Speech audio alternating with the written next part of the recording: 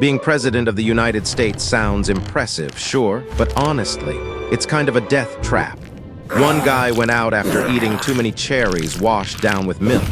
Sounds like a kid's lunchbox accident, but nope, true story. Another one gave a 2-hour speech in freezing rain. His audience survived, but he didn't. And one poor guy's final words, not about liberty or freedom, just, hey, this soup tastes pretty good. Yeah, presidential history isn't just about wars and policies. It's basically a highlight reel of bizarre exits. And stick around, because I'm about to spill the top 3 weirdest presidential deaths ever. The kind of stories that'll make you laugh, cringe, and say, no way that actually happened. I'm your resident history nerd, equal parts bookworm and smart aleck, and today we're going on a tour. From Washington's sick to Lincoln's VIP seat at Ford's Theater that ended way too dark, all the way to Nixon yelling help. Before checking out, quick heads up, I'll crack jokes, sure, but the facts are real, no fake news, no made-up quotes. This is serious history, just told in a way that won't put you to sleep. So buckle up. This list is longer than Harrison's inauguration speech, but I promise it's way more exciting. Founding Fathers and the 4th of July curse.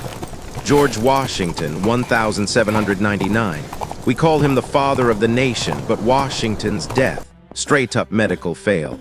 One cold December day he goes horseback riding, comes home with a sore throat that swelled shut. Today, easy fix, antibiotics, maybe a quick tracheotomy. Back then, his doctors basically went full vampire cosplay. They cut his arm open and drained almost half a gallon of blood. He lost so much blood it was like chugging 6 cans of Red Bull, then wondering why you feel faint. Washington whispered, "I die hard, but I'm not afraid to go." And his final words, "'Tis well." Well for him maybe, not so much for the guy bleeding out on the bed. John Adams and Thomas Jefferson, 1826. Now here's the most cinematic death double feature in U.S. history. Adams and Jefferson started as bros. Jefferson wrote the Declaration. Adams defended it. But then the election of 1800 came along, and suddenly they were acting like rival cats in the same alley. 10 years of shade, ghosting, and silent treatment. Then, like any 2 cranky old men, they patched things up by writing each other long letters about politics, grandkids, and whose back hurt more. And then fate pulled the ultimate troll move. Both men died on the exact same day, July 4, 1826, the 50th anniversary of the Declaration of Independence. Jefferson's last question, is it the 4th? Like he was waiting for a Black Friday sale. A few hours later, Adams, not knowing his frenemy had already died, sighed, Thomas Jefferson survives. Plot twist, nope, Tom had already checked out. If the 4th of July was a death lottery, these two just hit the jackpot. James Monroe, 1831. But wait, the Deathiversary Club wasn't done.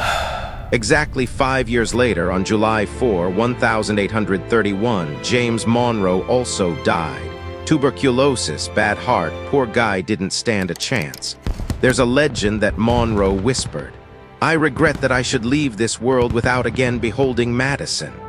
Touching, right? Problem is, historians say that quote's probably fan fiction, no solid record. But hey, even myths need drama. Either way, Monroe became the 3rd president to die on America's birthday. James Madison, 1836. Now here's the almost hat trick. Madison, the father of the Constitution, was fading in June 1836. His family literally tried to keep him alive with stimulants just so he could hold out until July 4. Madison basically went, "Nah, I'm good. Let me clock out early." He died on June 28, just a week short. Talk about failing the event check-in. Madison missed the July 4 party by 1 lousy week. So yeah, if the 4th of July was like a Black Friday blowout, the Founding Fathers were the regulars lined up with their carts. Some held out till the sales started, others missed it by days. Turns out American history wasn't just written in ink and blood, but also by a really weird event calendar. The 19th century, bad medicine and messy politics. John Quincy Adams, 1848. They called him Old Man Eloquent. After his presidency, did he kick back, play golf, and write memoirs? No. He went right back to work in the House of Representatives, classic workaholic. And how did he go out? Right there on the House floor. He collapsed at his desk, and his last words were, "This is the last of Earth. I am content." Basically, game over, I'm good. Honestly, that's the most on-brand exit possible for a guy who loved Congress more than retirement. Andrew Jackson, 1845. Now Jackson, this guy was the bare-knuckle brawler of American presidents. He fought duels, survived an assassination attempt, then beat his attacker with a cane. Sounds like the final boss of a Wild West video game. But how did he actually die? Not bullets, not swords. Nope, water retention. Dropsy, heart problems, tuberculosis. The man who stared down pistols was finally taken down by too much fluid in his body. It's the ultimate irony. Hydrate or dehydrate. But hydrate too much? Game over. William Henry Harrison, 1841, the speedrun champion of presidential deaths, lasted only 31 days in office. For a century, people said it was because he gave a 2-hour speech in the freezing rain without a coat. Sounds epic, but modern research says no. The real killer, dirty White House drinking water. Yep, the President of the United States was basically wiped out by a bad plumbing system. Imagine being the leader of the free world and losing to a leaky toilet. John Tyler, 1862. Harrison's successor, Tyler, had the weirdest funeral politics ever. During the Civil War, he sided with the Confederacy and even got elected to their Congress. So when he died, the Union government straight up ignored him. No flag, no official mourning. He's the only U.S. president who didn't get a proper national send-off. Picture being that one uncle who shows up at the family reunion wearing the wrong team jersey. Tyler's legacy. Political fail at maximum level. James K. Polk, 1849. Polk was only 53 when he died, basically young compared to the other guys. He toured the South, caught cholera, and was gone just 3 months after leaving office. But his exit line, pure Hollywood romance. "I love you, Sarah, for all eternity. I love you," said to his wife. While colleagues were dying from bad water or political scandals, Polk closed his chapter like a Nicholas Sparks movie. Zachary Taylor, 1850. Taylor's death is the viral one. Picture this. July 4th, Washington, D.C., blazing hot. He eats a giant bowl of raw cherries, chugs milk, and 3 days later, gone from gastroenteritis. People whispered assassination, so in 1991, scientists actually dug him up. Nope, no poison, just really bad snack choices. Moral of the story: don't trust street food on the 4th of July. Franklin Pierce, 1869. And James Buchanan, 1868. Pierce had a tragic spiral. His young son died in a train accident, and Pierce drowned his grief in alcohol until his liver gave out. He basically drank himself into the history books. Buchanan, often ranked as America's worst president, died of respiratory illness. Some said it was the mysterious National Hotel disease, but odds are it was just pneumonia. Both are proof that 19th century presidents didn't need assassins. Bad medicine, booze, and depression were enough. Honestly, being president in the 1800s was like playing life on hard mode. Level 1, survive your doctor and his bloodletting hobby. Level 2, survive the White House plumbing. Level 3, survive cherries and milk. Politics, please. Just making it past the medical levels was harder than dealing with Congress. Civil War and post-war chaos, blood, bullets, and bad luck. Abraham Lincoln, 1865. If you had to pick the biggest plot twist in White House history, it's gotta be Lincoln. The man held the country together through the Civil War, signed the Emancipation Proclamation, and then one Friday night, April 14, 1865, he went to the theater. He's watching a comedy at Ford's Theater when suddenly he becomes the tragic main character. John Wilkes Booth sneaks in and shoots him in the head. Curtain closed. But here's the kicker. Lincoln's last words weren't some grand speech about liberty. Nope, they were just a soft reassurance to his wife. She won't think anything about it. Translation: relax, honey, nobody's judging us for holding hands in public. One of the greatest presidents in history goes out sounding like a husband whispering in a movie theater. Andrew Johnson, 1875. Lincoln's successor, Johnson, had his own special reputation. Congress hated him so much he was almost impeached. He survived that political bullet, but strokes, not so forgiving. He suffered 2 strokes, half his body paralyzed. My right side Still, he is tried to tough it paralyzed. out. My right side is paralyzed. I need no doctor. Buddy, you're not Andrew Jackson, need 2. no 0. doctor. You can't just whack a stroke with a cane and call it a day. Ulysses S. Grant, 1885. The Civil War hero, General Grant, won America's biggest battles, only to lose later to bad luck and cigars. After the presidency, he got scammed out of his fortune in what we'd now call a Ponzi scheme. And on top of that, he was puffing through 20 cigars a day. Shockingly, that ends with throat cancer. But Grant being Grant, he didn't fold. He spent his final months writing his memoirs, grinding through the pain so his family wouldn't be broke. His last word, a raspy, one-syllable request: water. A man who conquered armies taken down by thirst. James Garfield, 1881. Garfield's death is the ultimate example of the doctor did it. He was shot at a train station, but the bullet missed anything vital. He should have lived. Then his doctors came in like, "Don't worry, we got this," and started poking around with unwashed hands. Infection set in, organs punctured, and Garfield spent 80 days suffering before he finally whispered to his nurse, "Swam, can't you stop the pain? Let's be real." I'm in The assassin agony. fired the gun, but the doctors scored the headshot. William McKinley, 1901. McKinley closed out the 19th century with one last presidential tragedy. At the Buffalo World's Fair, he was shaking hands when a man pulled a revolver and shot him. At first, it didn't look fatal, but doctors couldn't find the bullet. Infection spread, gangrene set in, and 8 days later, he was gone. His final words to his wife: "We are all going. God's will be done, not ours." Sad, solemn, almost resigned. That was the breaking point. We are Americans all were like, going. "All right, enough already. Our presidents keep dropping like God's flies." will be From then done. on, the Secret Service Not officially became ours. full-time bodyguards.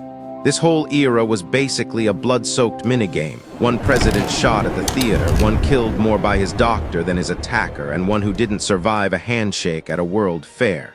Being president back then wasn't politics. It was like playing Who's Gonna Kill Me First, the assassin. The doctor, or fate. The early 20th century, modernization, scandals, and health fails. Theodore Roosevelt, 1919. If any president Friends, deserves the I ask nickname, you the for your tank, vote. it's Teddy I ask it Roosevelt. not unto on In my 1912, past while conduct, but on campaigning my for a future comeback, a would-be promises. assassin shot him point-blank in the chest. The bullet ripped through his coat, tore through a 50-page folded speech in his pocket, and lodged in his chest. Most people would have collapsed. Roosevelt, he dusted himself off, got up and gave the speech anyway, for over an hour. He even opened with, "Ladies and gentlemen, I don't know whether you fully understand that I have just been shot." Then he kept going like nothing happened. The guy survived bullets, malaria in the Amazon, even near-death expeditions. And yet a tiny blood clot in his sleep finally got him in 1919. Life really does troll you like a bad video game. William Howard Taft, 1930. If Roosevelt was the tank, Taft was the tank that got stuck on the map. He was over 300 pounds, about 5'11", and forever remembered as the bathtub president. Rumor says he got wedged in the White House tub. Fun story, but probably myth. What wasn't a myth? His clogged arteries. He died of heart failure. And here's the kicker. Taft wasn't just a meme. He was the only person ever to serve as both President and Chief Justice of the Supreme Court. But history doesn't hand out gold stars for that. Nope, it hands out bathtub jokes. Poor guy. Woodrow Wilson, 1924. Wilson's end was pure tragedy. In 1919, while pushing for the League of Nations, he suffered a massive stroke. Half paralyzed, his wife Edith basically ran the White House behind the curtain. His final words, Wilson. "I am a broken piece of machinery. When the machine is broken, I am ready." Chilling stuff. A president who dreamed of world peace reducing himself to a busted engine part. Honestly, that line sounds less presidential speech, more rejected Terminator script. Warren G. Harding, 1923. Harding's presidency was plagued by scandals, corruption, affairs, the works. To rehab his image, he took a cross-country "look, I'm still your guy" tour, but stress plus weak heart equals bad combo. One night, while his wife read the newspaper aloud to him, he chuckled. Read some more. "That's good, go on, read some more." Then, boom, that was it, his final sentence. Scandals loud, death quiet, life's little punchline. Calvin Coolidge, 1933. Silent Cal lived up to his nickname to the very end. A man so famously quiet that when he died of a heart attack, humorist Dorothy Parker quipped, "How can they tell?" No grand speeches, no poetic last words, just silence. If minimalism was a lifestyle, Coolidge nailed it. Herbert Hoover, 1964. Hoover's name is forever tied to the Great Depression. Folks in the 1930s despised him. Hoovervilles, Hoover blankets, you name it. But the man had longevity. He lived to 90, finally dying of internal bleeding. The ironic part, he outlived almost everyone who cursed his name during the Depression. History's weird like that. The guy blamed for everything. Turns out he had the longest warranty. So if Teddy Roosevelt was the indestructible tank, Taft was the tank stuck in a bathroom, Wilson was the broken robot, Harding was stress-logged out by his own scandals, Coolidge went full stealth mode, and Hoover was the side boss who just wouldn't die, then yeah. The early 20th century was basically a season of history that played out like a mashup of Game of Thrones drama, Reddit memes, and Black Mirror tragedy. World Wars and the Cold War. Franklin D. Roosevelt, 1945. 4 terms, yes, 4. Just hearing that makes you tired. FDR took America through the Great Depression, World War II, and oh yeah, hit his polio the whole time. By term 4, his body had had enough. On April 12, 1945, while sitting for a portrait in Warm Springs, Georgia, he suddenly said, "I have a terrific pain in the back of my head." Minutes later, massive stroke. Franklin. Gone. The president who powered through everything from economic collapse to global war tapped out just as victory was around the corner. That's like running the marathon, waving at the finish line and face-planting before you cross it. Harry S. Truman, 1972. Truman's the guy who authorized dropping the atomic bomb. Biggest, loudest decision in human history. His death, quiet as a library on a Tuesday. Hospitalized with pneumonia, slipped into organ failure, then a coma. No last words, no mic drop. The man who ended a world war with one order checked out in silence. Life really doesn't do scripts. Dwight D. Eisenhower, 1969. The last great general president. Ike survived World War II but couldn't survive his heart. Years of heart attacks and strokes finally ended at Walter Reed Hospital. His final words, "I want to go, God take me." Short, honest, almost humble, hard to roast that. But okay, light jab. This guy commanded millions of troops, and at the end all he wanted was a one-way Uber ride from God. John F. Kennedy, 1963. The most shocking exit of the 20th century. Dallas, November 22, 1963. Dallas Open-top loves you. limo, Jackie by his side, the crowds waving, Thank you, a young I know. president, symbol of a new generation. Texas First Lady Nellie Connolly turns and says, "Mr. President, you can't say Dallas doesn't love you." JFK was smiles. "No, you certainly can't." Seconds later, gunfire. Oh, no. The youngest president assassinated in U.S. history. No joke here. Just chills. A nation's hope flipped in a single heartbeat. Lyndon B. Johnson, 1973. LBJ, the man behind the Great Society and the Vietnam quagmire. In 1973, at his Texas Send ranch, he Mike felt the heart attack immediately. coming. He grabbed the phone, managed, "Send Mike immediately." His Secret Service agent, too late. A life lived on adrenaline, arguments, and politics ended alone on the ranch, still barking orders. Honestly, kind of fitting. Richard Nixon, 1994, the only president to resign. Watergate crushed him, but he quit before impeachment could. For decades after, he lived like a political ghostwriter, publishing books, weighing in quietly.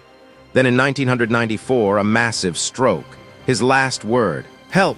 The same man who once thundered, "I am not a crook," left the stage with a single weak plea.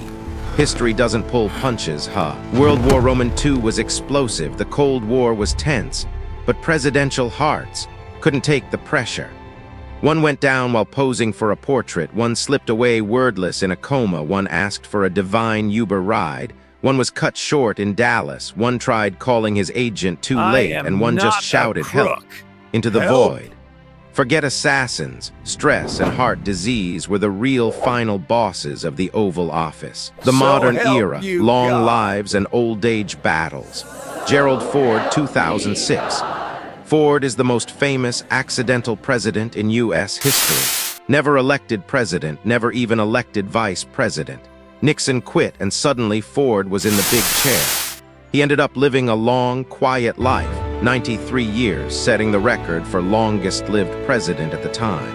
Cause of death, vascular disease in his California home. No last words were shared publicly. Honestly, that fits. Ford's whole career was about being in the right place at the right time, and his ending was just as understated. Jimmy Carter, 2024. Carter was seen as a weak president in office, but after leaving, he became one of the most respected humanitarians on the planet. Habitat for Humanity, election monitoring, you name it. He made it to 100 years old, absolute record breaker. In his final weeks, he told his family, "I'm ready to see Rosalind again." His wife had passed just a month earlier. Not politics, not grand speeches, just a husband missing his wife. And honestly, that's the most human, most beautiful send-off any president ever had. Ronald Reagan, 2004, the actor-president. The man who dropped lines like Mr. Gorbachev, tear down this wall, and shook the world. But his last decade was consumed by Alzheimer's. Slowly, he lost his words, his memories, even those iconic one-liners. So when Reagan died, there were no famous last words. And that silence was the tragedy. For a man who ruled with speeches, losing his voice was the cruelest fate. Sometimes death isn't the scariest thing. It's losing yourself piece by piece along the way. George H.W. Bush, 2018. Bush Sr., the calm hand who guided America through the Gulf War. In his final days, he picked up the phone to call his son, Bush Jr., also a president. His last words were simple, "I love you too." No strategy, no speeches, just a father and son. One of the rare warm endings in a White House history filled with drama and scandal. You see the difference, right? Back in the day, presidents died from dirty water, rotten cherries, or doctors with unwashed hands. Today, they're living into their 90s, even 100, thanks to clean water, modern medicine, and yeah, Medicare. From 19th century leaky toilets to 21st century hospital tech, presidential lifespans have stretched way out. And their final words? Less drama, more humanity. Modern presidents are basically like lithium batteries. Last longer, hold up better, but eventually, yeah, they still need a recharge. Turns out it's not long speeches or epic wars that keep you alive these days. It's good doctors and bottled water. From the White House's filthy water pipes in the 1800s to today's purified bottled water. From doctors playing vampire cosplay with bloodletting to modern antibiotics that actually work. Doctor. Presidential lifespans have stretched out by decades. I love you, Sarah. And if there's one plot twist running through it all, it's this. Soup is good. The men who made decisions you, that shaped Sarah. the world still ended like any of us. Some left us with lines that sound like poetry. I love you, Sarah, for all eternity. Some whispered desperate words like help, and some, well, they just complimented the soup. That's the punchline of presidential history. It's not just wars, policies, and elections. It's also a collection of endings that are tragic, absurd, and weirdly relatable. A reminder that power doesn't make you immortal, it just makes your obituary longer. So if you enjoyed this kind of history, facts straight, but told with a wink so you don't nod off, hit that subscribe button. Because next time we'll dive into more presidential fails, scientific blunders, and those WTF moments that textbooks politely skip. Until then, take care, stay curious, and for the love of history, go easy on the cherries and milk. See you in the next video.